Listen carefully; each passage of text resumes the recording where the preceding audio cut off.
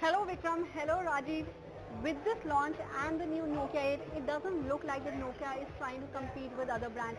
In fact, it looks like that HMD Nokia is trying to make their own identity. I mean, they have done a lot of innovations with Nokia 8, like the dual side, their own audio, the Ozo audio. So it doesn't look like they're trying to copy someone. In fact, I think they're holding their fort very strongly. Till the time they don't really get into the rat race, I think they're doing just fine.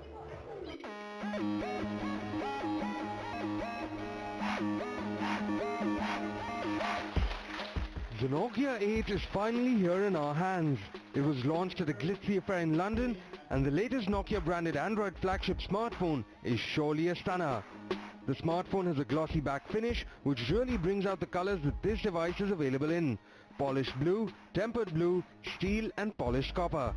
Its 5.3-inch 2K IPS QHD display is adorned by Corning Gorilla Glass 5 to provide it with the best protection possible.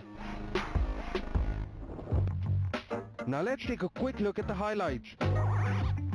This new launch from HMD gets a dual camera setup with optics on both the front and rear cameras, having been blessed by Carl Zeiss themselves. There's Hollywood-grade 360-degree spatial Ozo audio from Nokia that's supposed to provide an unmatched audio experience.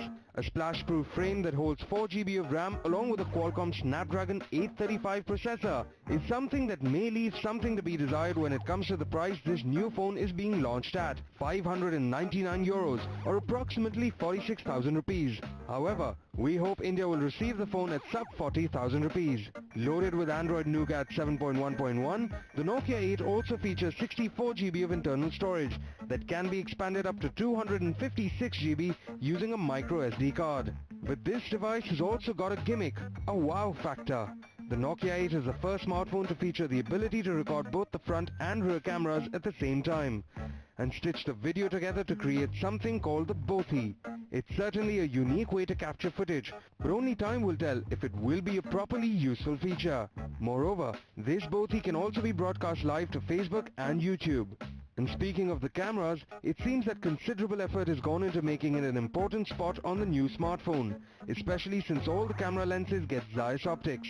A 13-megapixel dual camera setup on the back with optical image stabilization, along with a 13-megapixel shooter on the front, is what HMD have fitted the Nokia 8 with.